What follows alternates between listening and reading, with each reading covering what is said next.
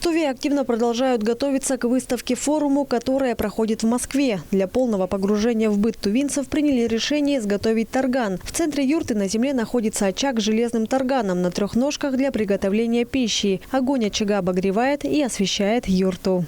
По тувинским обычаям тарган должен стоять на 3 ножках. По задумке мастера эти стрелы означают хранителя очага. Также мы видим здесь головы 3 горных баранов, что также означают хранители очага. А вот эти вот узоры, которые очень похожи на листья, это языки пламени.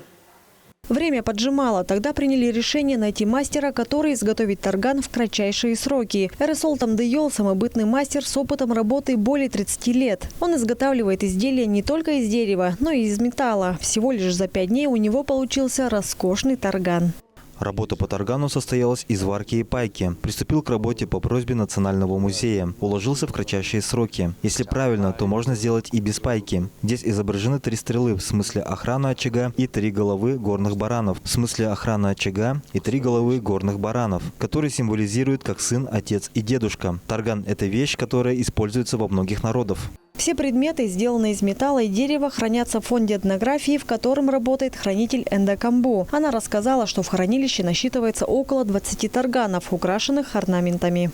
Для выставки в ВДНХ у нас в хранилищах имеется работа Садки Нинкудюжолыча. Мы для того, чтобы заказать предмет ожуг, для примера взяли вот это.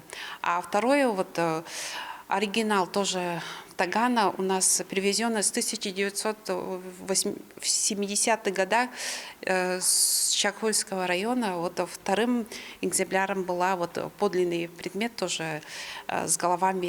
С 4 ноября этого года по 12 апреля 2024 года выставка станет главным местом демонстрации важнейших достижений регионов страны в сферах экономики, промышленности, энергетики, сельского хозяйства, транспорта, науки и культуры. И Тува станет неотъемлемой частью этого грандиозного события. Инна Клоян, Буяна Юн, Айдана Сенденма, телеканал Тува-24.